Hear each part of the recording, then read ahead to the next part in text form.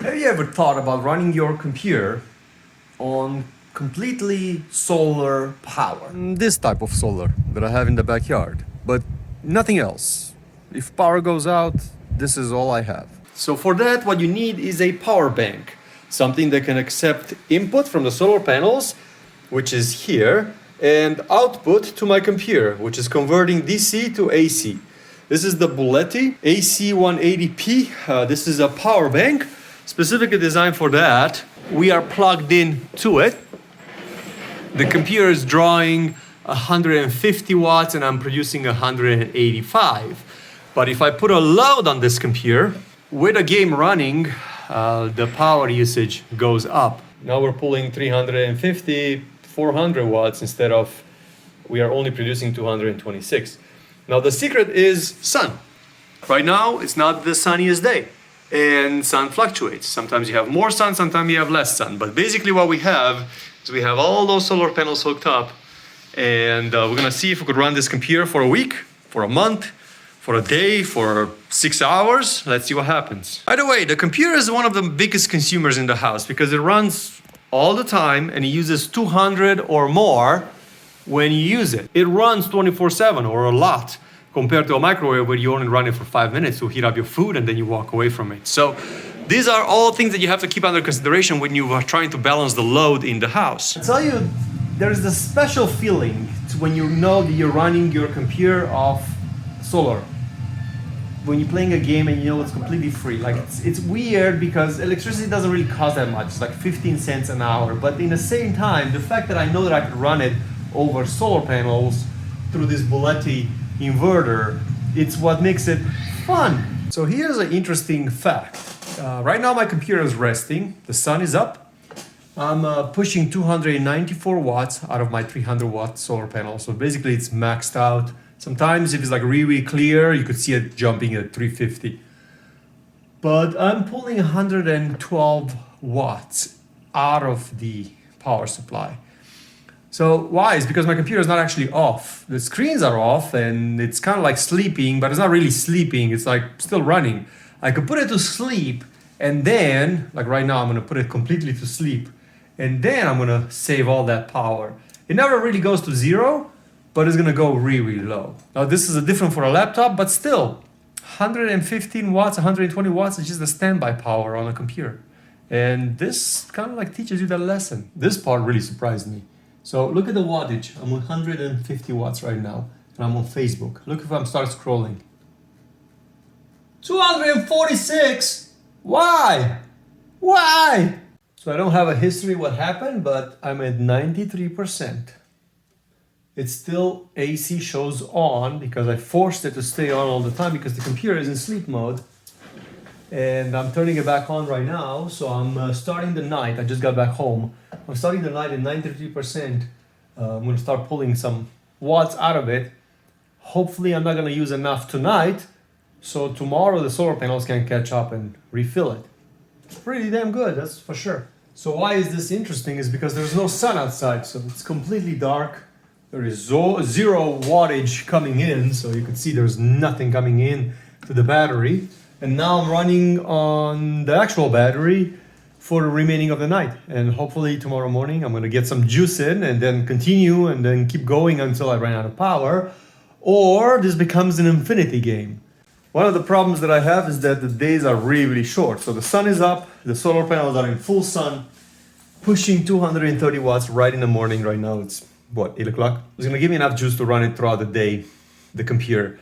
The problem is that it gets dark at 4 o'clock, 4:30 here in Vegas. So the sun goes away and then you have no power. And that's what you use the most after 5 o'clock, when you get home from work and all that stuff. That's why you use most of the power. So if I sit on it for, like 350 watts, 400 watts for 4 hours, that's more than this battery has. And that's just watching TV or doing some, browsing on the internet or something like that. So obviously, you could mitigate that with using a laptop or something, but when you have 3 monitors, and a big tower computer and a table that goes up and down, all this uses power. And what I like about this Buletti, it shows not only how much power you have, but it gives you an idea of how much power you're using with certain devices in the house, because you're always thinking about your big consumers being your fridge or your microwave or whatever. And those are big consumers, but for very, very short periods of times. These are big consumers, like the computers, TVs, and all that stuff. This is stuff that consumes a lot of power. There is daylight outside, but there is no more sun since 4 o'clock. It's the day after Thanksgiving, so it's Black Friday basically. It's 4:25 and I'm getting absolutely zero solar. So I'm getting zero solar in, and I'm running that for about 8% of the battery. I'm running at 220 watts, watching YouTube. So in winter time, obviously this is going to be a problem because the days are so short. Tonight, most likely I'm going to run it really, really low because it's Friday night. There's not much to do. I'm not going to go party, that's for sure. So I'm going to sit home and do computer stuff. And this is going to be drained. By tomorrow morning, it's going to be empty.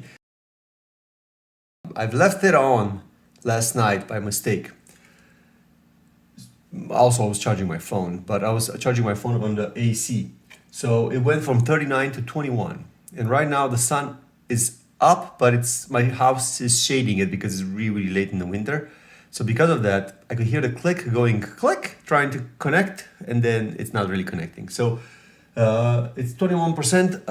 As soon as the sun comes up, it's going to start charging and we'll go from there. This is the part maybe that I don't like the most about it, is that in the morning, there is a relay over there that wants to start charging, but it can't.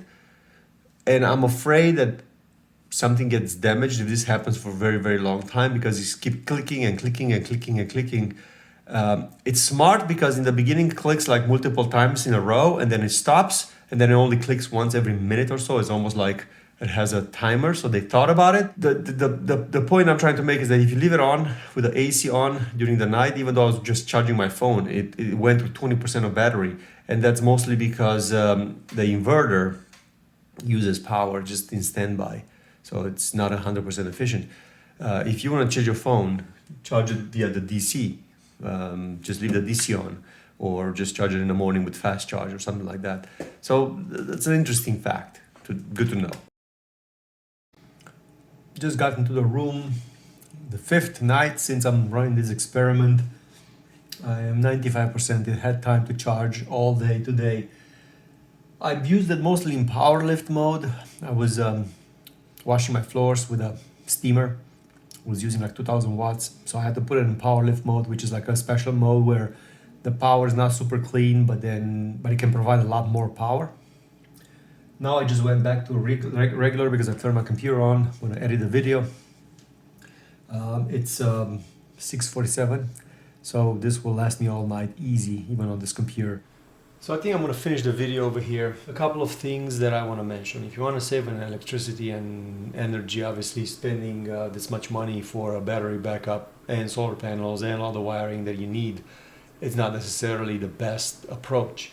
But what's nice about it is that if you have this one in a van or somewhere where you could travel with it, it's more power than you need. It's amazing how much power you would get on a laptop and just run a couple of lights. It does use power even if it's sitting in standby, so I would recommend, if you could get something that is running on DC or something like that, it will be a lot more efficient. But at 1440 watts hours in 24 hours with two 100 solar panels, you'll be able to charge this throughout the day and just run it with no problem. I love the Belletti power bank. It did a great job.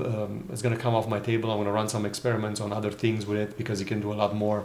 But it could clearly run a computer with 3 monitors, sound, speakers, charging my phone, my headphones, and everything around with no problem. The only thing that I wish it had, it doesn't have Wi-Fi. So if you want to check the status on it, you have to be in Bluetooth range.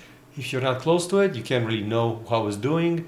And another thing is that you cannot program when to start charging. So if I could program to start charging after 9 o'clock in the morning, then you will avoid that annoying clicking and a noise where the solar is not strong enough to start charging it, but then it can sense it. So just keep making that clicking noise in the morning, where if you sleep in a van, it will be a little bit annoying to keep hear it try to click, click, click, click, click until sun is strong enough to be able to MPPT and start charging.